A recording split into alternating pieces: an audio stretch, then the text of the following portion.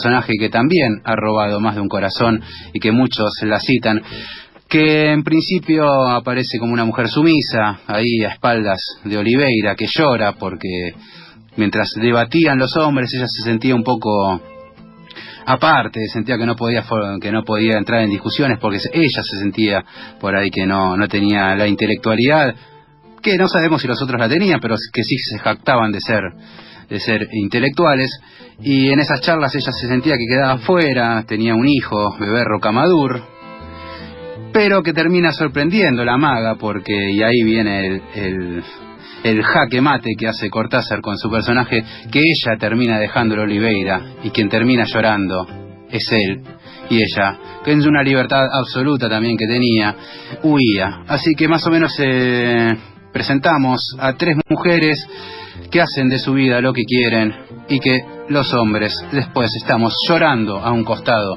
porque las hemos perdido. Así que si hablamos primero de fuego, como había sido con el tema Intoxicado, y ahora estamos hablando de mujeres bellas y fuertes, vamos a hablar también de mujeres de fuego absoluto. Lo que suena es The Cult con Fire Woman.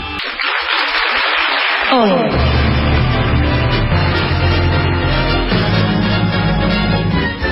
En el sonido y la furia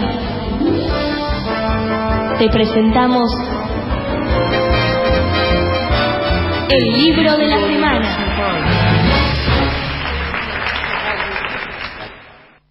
La aparición. Un sábado de mayo de 1953, 2 años antes de los acontecimientos de Barracas, un muchacho alto y encorvado caminaba por uno de los senderos del Parque Lezama. Se sentó en un banco cerca de la estatua de Ceres y permaneció sin hacer nada, abandonado sus pensamientos.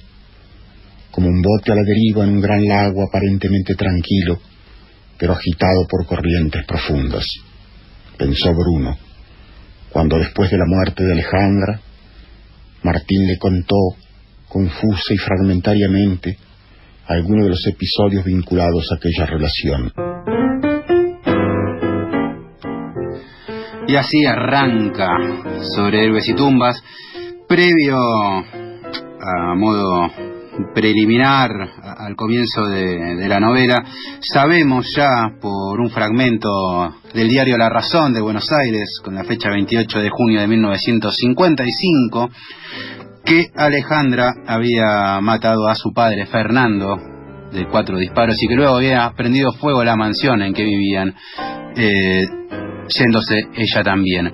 Es un formato similar al que había utilizado en su novela anterior, que por ahí tiende a repetirse, pero estoy hablando del túnel puntualmente, que repite el formato y después vamos a ver que también lo vuelve a citar, porque hay una relación, si se quiere, no demasiado trascendente para lo que es el texto, pero en algún momento Fernando Vidal Olmos, que es el padre de Alejandra, se refiere a los acontecimientos que habían ocurrido en el túnel, también con un asesinato, pero vamos a dejar eso de última para más adelante. Lo importante en este caso, en la primera parte de la novela, que es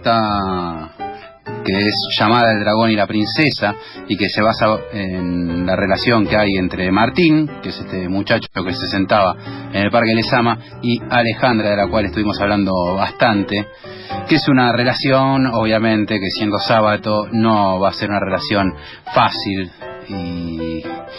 y de color de rosa, sino que todo lo contrario. Son dos personajes totalmente atormentados, personajes muy existencialistas. En el caso más fuerte de Martín, en realidad Alejandra tiene otros mambos. Digamos que lo que tiene de bello el personaje de Alejandra es que su vida ha sido muy difícil y uno la ve con una firmeza. Estamos hablando de personajes, en el caso de Alejandra, de 18 años, en el caso de Martín de 17, que son muy jóvenes, pero también tienen un planteamiento por la vida que, bueno, algunos lo han criticado a Sábato por eso, porque sus personajes son demasiado rebuscados para la poca edad que tiene, pero claramente, entiendo por lo menos yo, que está hecho de manera adrede esto, y que Sábato buscó personajes jóvenes con una problemática de gente mucho mayor. Es una novela que sobrevive a Sábato incluso, porque estábamos hablando del túnel, el túnel es del año 48, Sobrevives y tumbas del año 61, si mis matemáticas no fallan son 13 años, estamos sacando el cálculo así al aire, y en esos 13 años el Sábato atormentado, que dicen el mito que el contestador automático en la casa de él decía: en este momento no estoy muy deprimido y no puedo atenderlo, deje su mensaje, que cuando esté mejor lo voy a llamar, que no sabemos si es verdad o mentira, pero no importa y está muy bueno pensarlo así. Que durante todo ese tiempo Sábato escribió muchas novelas, de las cuales prendió fuego. Lo vamos a escuchar después un poco más adelante de la anécdota por él mismo, pero que claramente para él la literatura no era un lugar, un hobby, mucho menos era un placer, sino que todo en él ha sido producto de muchos tormentos. Les recomiendo ampliamente que vean las pinturas de Sábato, que son totalmente oscuras y con rostros muy difíciles de descifrar, y en Sobrevives y tumbas me parece que se rescata mucho ese lado de él. Me parece que son sus cuadros llevados a la literatura, porque es un texto donde la pesadumbre es constante, uno lo va leyendo y el clima es bastante gris, no hay, por lo general todas las escenas son de noche, y son noches de mucho replanteamiento. Martín es un joven que no se sabe mucho de su familia, sino que solo sabemos que la madre, Rosa, la locura, es una madre que lo desprecia desde el primer día, que a las primeras páginas ya te enterás que la madre decía que él era producto de un descuido y él la llama madre cloaca. Del padre de él sabemos que era un pintor fracasado, mediocre, y que de alguna manera también le traslada eso a Martín, que anda tan apesadumbrado, y que Sábato lo describe muy bien de la forma que también considero que es válida para describir, que no es tanto desde la fisionomía, sino que uno lo describe a través de las acciones. Y en un momento habla de que Martín es la típica persona que se sienta en el cine y que le gusta mucho el cine porque las luces están apagadas, entonces no pueden verlo, y que le da mucha vergüenza por ahí cuando se prenden las luces y busca escaparse. No, eso es por ahí lo más extremo de la timidez llevado, que es el punto ya de no poder soportar la mirada del otro. Y él se enamora de Alejandra, a quien conoce en una plaza, no sabe mucho más de ella, piensa que la va a volver a encontrar y va muy frecuentemente a la misma plaza esperando a que ella venga, y pasa bastante tiempo, calculo que me parece que un año aproximadamente, hasta que la vuelvo a ver, y ahí ya charlan, y ahí arranca la novela. Mientras tanto sabemos de Martín que habla con un personaje llamado Bruno, de quien no sabemos, por lo menos en el primer capítulo no vamos a saber mucho de él, en el segundo tampoco, y recién en el último vamos a saber quién es este tal Bruno, que es un tipo de 40 y pico de años, a quien Martín conoce en uno de los cafés de Buenos Aires, un intelectual, un tipo que constantemente se encuentra hablando de literatura, militante anárquico, después marxista, y hay toda una especie de ensayo que es Sábato, que había militado en el comunismo, pero militado en serio, un tipo que se salvó casi de milagro de las purgas estanilistas, Sábato. O sea, no estamos hablando de lo que él siempre se quejaba, que eran los idealistas de café. Sábato en su en su juventud no la pasó para nada bien, estuvo muy metido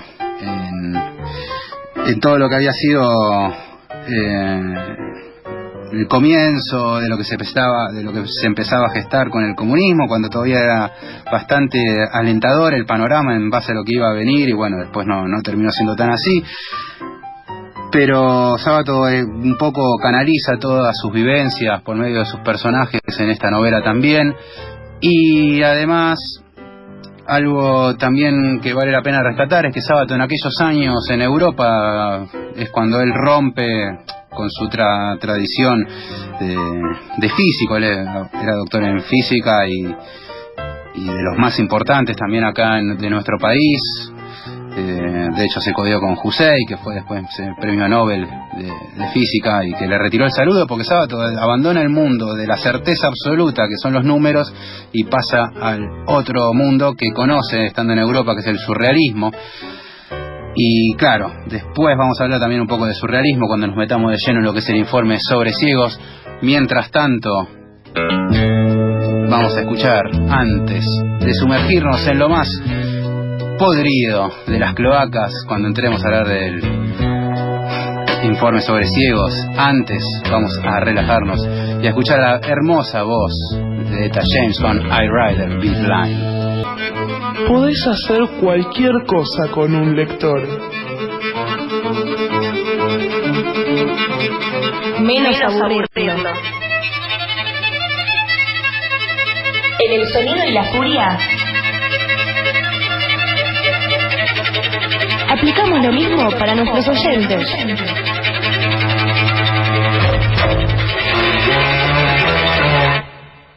Cosas. Siempre me gustaron los incendios. Todos somos más o menos pirómanos. Sí, he quemado mucho, sí, casi todo. Y las dos últimas novelas... ¿Y no lo ha hecho sin dolor? No, sí, todo lo he hecho con dolor. Lo he escrito con dolor y lo he destruido con dolor. Pero creo que han sido bien quemadas. Estas dos últimas, Héroes y Tumbas y Abadón, también estaban destinadas al fuego. La primera se salvó por Matilde, que sufrió mucho por mi idea de quemarla, mi mujer. La segunda por varios amigos que me instaron a publicarla. Yo no estaba nada seguro de ese libro, sigo no estando nada seguro. Me asombra este premio que me han dado en París, porque realmente no lo sé. Pero... Y habrá que agradecerle a Matilde que hoy tengamos sobre Héroes y Tumbas editado. Y me parece importante para ver el tema de las fechas en que ocurre sobre Héroes y Tumbas. Me parece que no es un tema menor. En el caso puntual sobre el informe de ciegos se han hecho pero infinitos análisis. Para mi entender tiene mucho más que ver con el surrealismo que con cualquier otra rama que se le pueda buscar, sobre todo por lo que comentaba, cuando Sábato estuvo en Europa se rodeó mucho con surrealistas y esta imagen media delirante de una secta de ciegos que en realidad es una secta del mal, que van sumando gente y que viven abajo en las cloacas y que representan todo el mal que va ocurriendo y van generándolo y distribuyéndose por la ciudad, que el padre de Alejandra, este personaje Fernando Vidal Olmos, es un informe que él le escribe, o sea, lo que estamos leyendo en ese momento es el informe que Fernando Vidal Olmos escribe sobre esta secta de ciegos que se maneja por las cloacas y que va haciendo desmanes por la ciudad. Se ha buscado diversas formas de buscarle una explicación.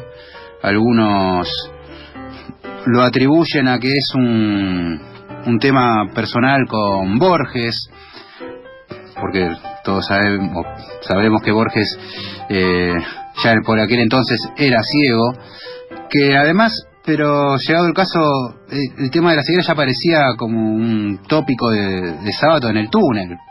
Recordemos un poco ese texto, pero se lo puede buscar también por otra arista, y por eso le decía lo de prestar atención a las fechas.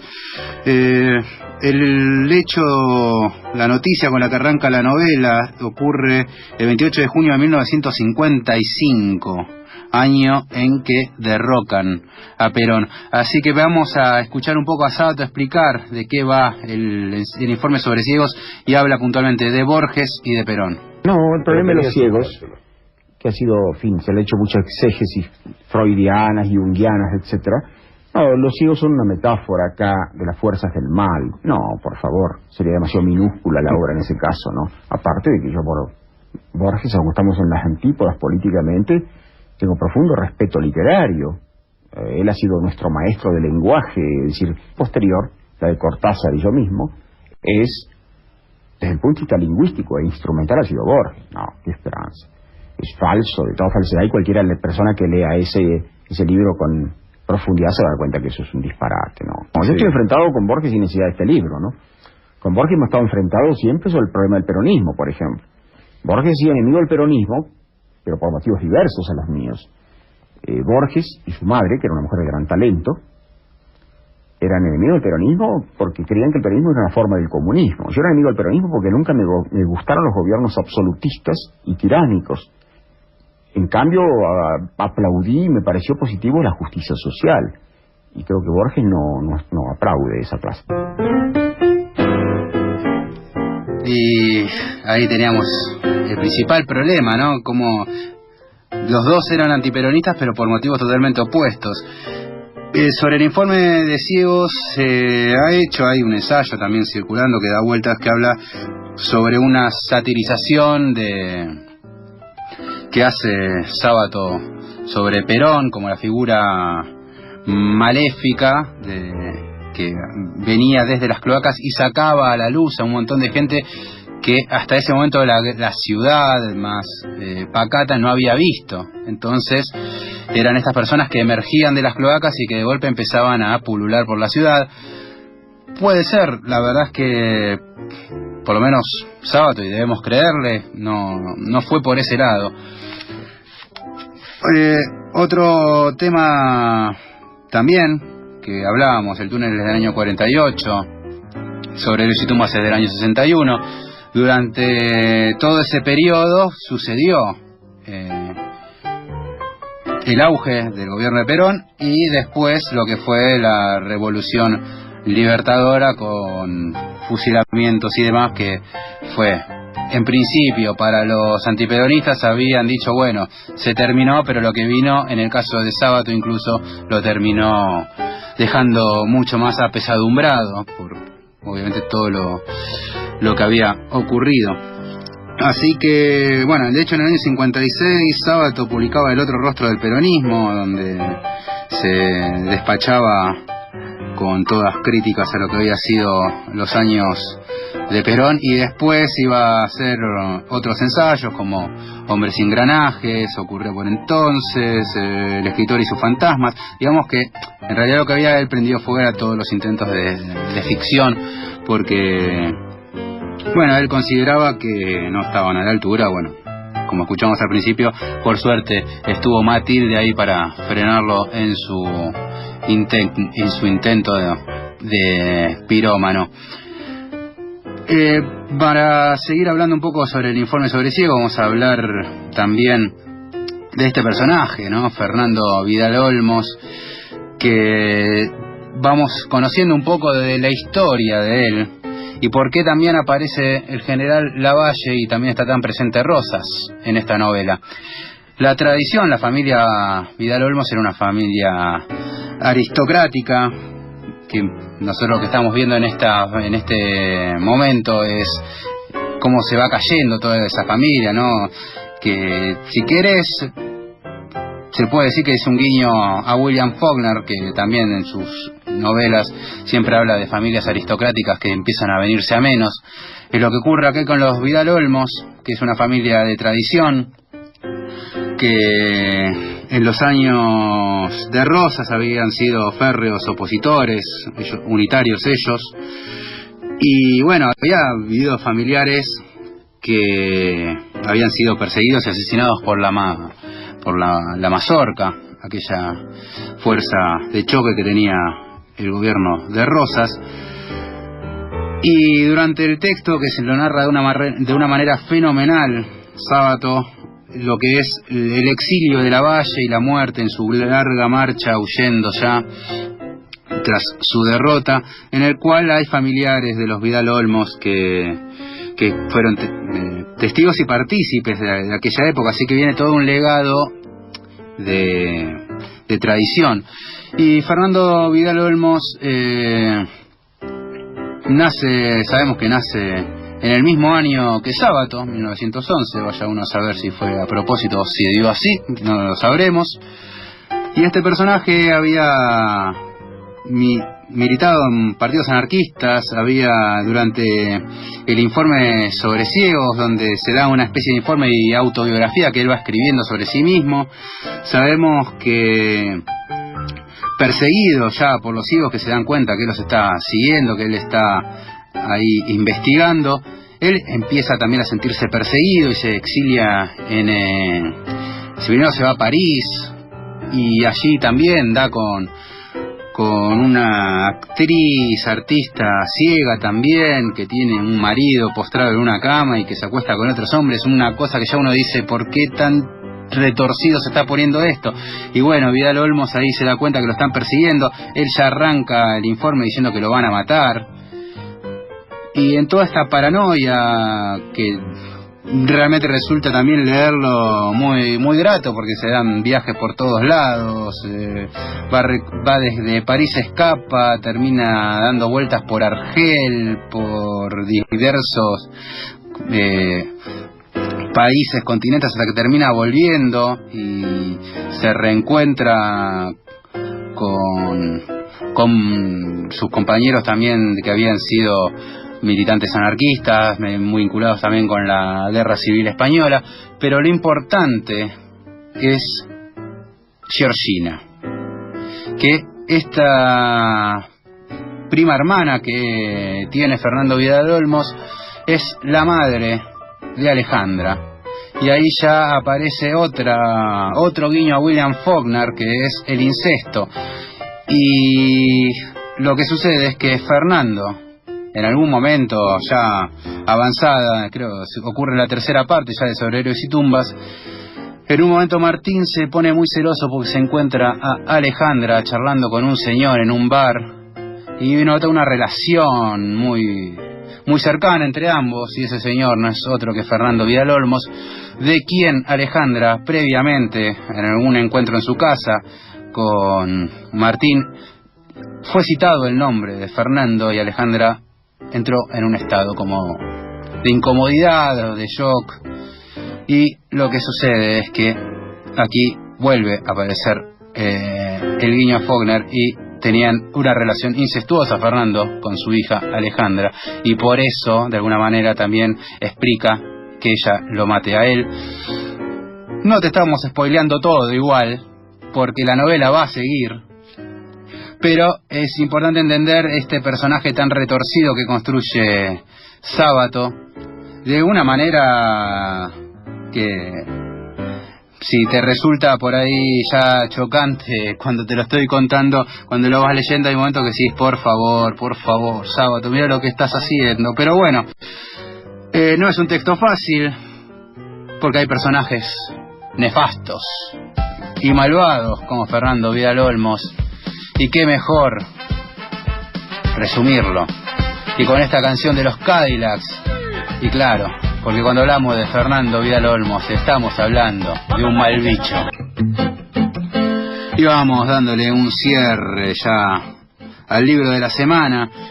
Algunos pasajes por ahí que quedaron, personajes entrañables como Tito D'Arcangelo, aquel amigo de Martín de los cafetines de Buenos Aires, Busich, camionero también él, todos personajes del café de Cachín, donde solía ir Martín a pensar en Alejandra mirando la ventana y preguntándose qué era de ella, qué será de ella, se preguntaba después de los acontecimientos donde se nos iba.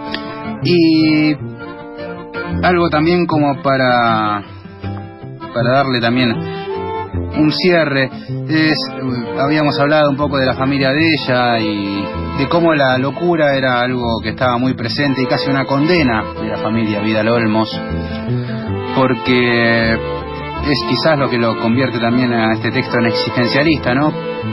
Un poco cómo luchar contra lo inevitable. En el caso de los Olmos lo inevitable era la locura, y el planteo de de Martín de saber lo que le deparaba de alguna manera.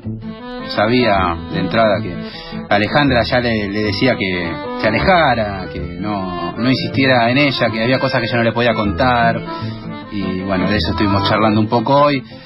Pero sin embargo Martín, como buen cabeza dura, ante estas circunstancias no tenía mejor plan que insistir, porque en definitiva podemos decir, claro que sí, como no vamos a decir lo contrario, que Sobre si Tumbas también es una novela de amor entre tanta oscuridad y tantos personajes retorcidos y tantos hechos desagradables que van haciendo la historia. El amor siempre está presente, la obstinación también, y aquí están los personajes como Bruno, que lo escucha, porque hay una parte también que Martín siempre se confiesa con Bruno, y Bruno después aparece hablando con otra persona que no sabemos quién es y le está hablando de los problemas de Martín.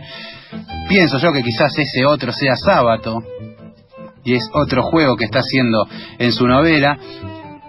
Pero bueno, son intrigas también que hacen al texto, porque un escritor debe tener, por supuesto, para ser considerado de los grandes, buenas obras, y también tiene que tener buenos mitos y buenos ganchos para atraparnos y jugar un poco a descifrar lo que él nos está proponiendo.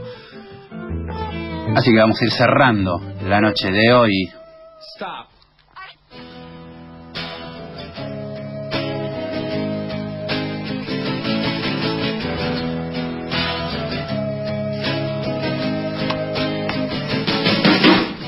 Y claro que sí, ya le hemos dado un cierre, cerramos el libro de la semana, le decimos a Sábato basta por ahora, y vamos a agradecer libros que van llegando en la semana y que nos hacen tan felices a nosotros, y que disfrutaremos por supuesto con su lectura y luego con la charla, por supuesto, con el autor. En este caso lo que ha llegado es La mayor astucia del demonio, de Marcelo Di Marco, de la editorial Zona Borde. Le damos absolutas e infinitas gracias por este ejemplar que nos han dejado, y por supuesto ya lo estaremos leyendo, promocionando, y va a ser seguramente en algún momento el libro de la semana.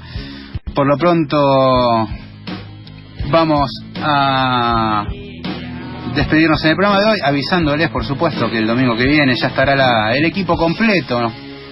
Va a estar Olivia, va a estar Alexis, y vamos a tener invitado, pero siempre hay que ultimar detalles.